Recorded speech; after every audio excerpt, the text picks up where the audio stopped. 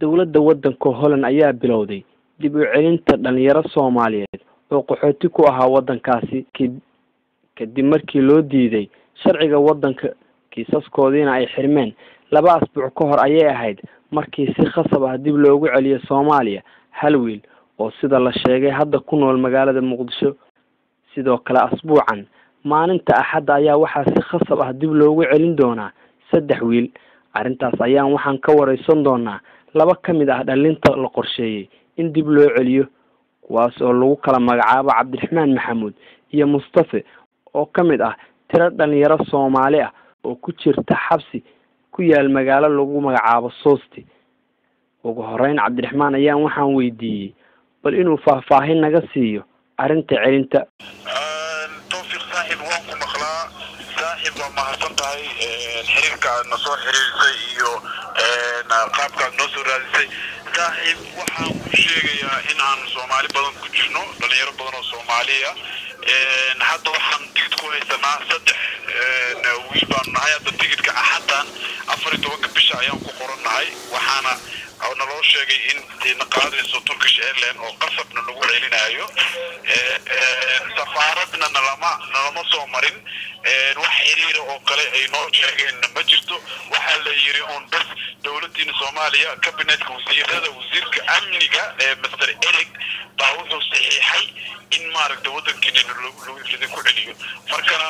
waxaan ka codsanahay dawladda Soomaaliya dawladda federaalka Soomaaliya inay arintaas ka fiirsato maadaama hadda Soomaalida xabsiga aan ku jirno ay tahay 400 oo qof hadina la bilowdana aad ogtahay in Euro dhan ay dadku ay soo wada celinayso Cabdiraxmaan sababta ma la idin sheegay raba in la idin ku celiyo Soomaaliya sababta waxaana loo sheegay in wasiirada kamid ah dawladda federaalka Soomaaliya inuu saxiixay inuu celiyo marka waxay yiraahdeen waxaanu celinaynaa bil waliba maalin kasta oo Axad 4 isbuuc oo Axad waxaan celinaynaa 3 qof marka hadda 3 waan diyaar ku nahay hadda ka horna waxa way wiil baa la celiyay aniga airportka kiliya laga soo celiyay oo qasab marka niyo waxaan rabnaa Cabdiraxmaan waxaan rabnaa inaan ogaano ma jiraan dad hore loo celiyay oo sida lagu maqaala waxa jira dad asbuuci hore la celiyay arintaas ma jirtaa way jirtaa walaalha weekly 2 isbuuc ka hor ba Axad 2 Axadaad ka hor ba waxa la qaaday wiil Maxamed Aadan Wardheere la yiraahdo oo qasab lagu saaray aniga xataa waa la socday waxa la handaday 9 police aan u timid diyaardan waxa lagu saaray waa qasab baa lagu saaray marka niyo arintaas waddanka hadda xabsiga aan ku jirno dadka hadda xabsiga kugula jira maxay ka kooban yihiin mase ku jiraan dumar iyo caruur ma ku jiraan anaga hadda qaybteeda qabsigu weyn yahay laakiin hadda qaybteeda waxaan kaga jirnaa 36 qof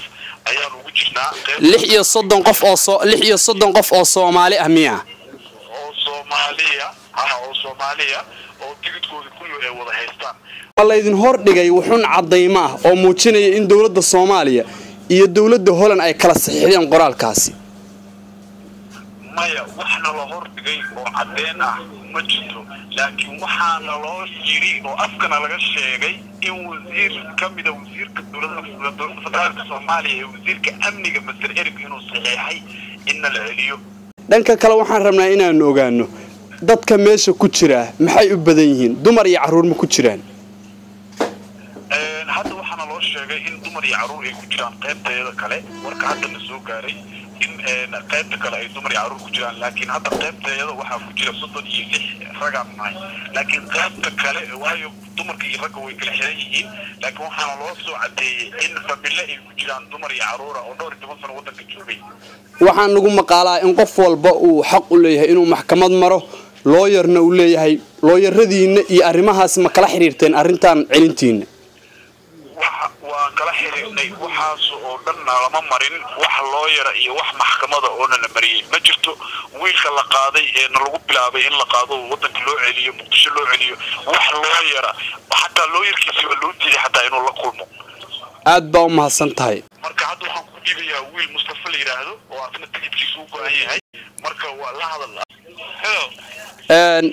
walaal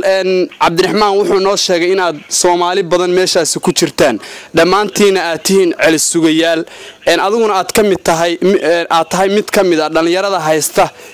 tigidkii lagu celin lahaa arintaas maxay ku timid arintaas waxay ku timid waa arin la yaab leh waxay ku timid in la garanayo waa arin dawladda Soomaaliya ay heshiis qorsahaaneed wasiirada ay la gashay dawladani wasaaradda arrimaha dibadda iyo wasaaradda danta homeland ayaa ka wada shaqaystay wax rasmi iyo raadsan loo xuquuqda bini'aadmiga ama ku jirta dastuurka Yurub ma aha wax khasab يعني lagu celiyo qof bini'aadmi khasab diyaar lagu saaro oo waliba bila passport oo aan safaaradiisi la marin oo cid la helin dadka militariga soo maray 10 sano iyo 5 sano Yurub ka sugaya rajada qaxootinimada inta sugayay maanta in ay dawladda Soomaaliya ay rajo iyo mustaqbal beel iyo xarig ay u horseedo si degdeg ah lagu soo celiyo waxaan qaadan karnaa maaha inta ay soo badbaatay badan ka soo badbaatay maanta waxa weeye waxaan ku jirnaa dad baqrintii aan soo marnay mid ka daran iyo cabsi iyo ugu dambeyntii dawladda Soomaaliya maxaad ka codsan lahaydeen maadaama dawladda Holland ay go'aansatay inay idin celiso dawladda waxaan ku codsan lahayn inay dawladahana ay uga hadasho oo ay baajiso inaan qof bini'aadmiga oo adduunka ka mid ah oo qaxoontiye khasab lagu celin karin Soomaaliyana ay tahay maanta wadan kale wada og yahay xuquuqdana loo qaxoontinimada walina aan gaadhin heerkii ay ku suglahayd nabadgelyada wadama aan ka soo maqnay 5 sano 6 sano 9 sano wadankii aanan garanay wax laalo waxaan ku qabanay si aan la qabsano oo dadkayga iyo maatadaydiintuba ay qaran loo baahan yihiin marka dawladda waxaan ku codsanaynaa inay ka hadasho oo waxa khasab la yiraahdo jirno lagu celinaya aad baa u mahadsantihiin ilaahay ha idin fududeeyo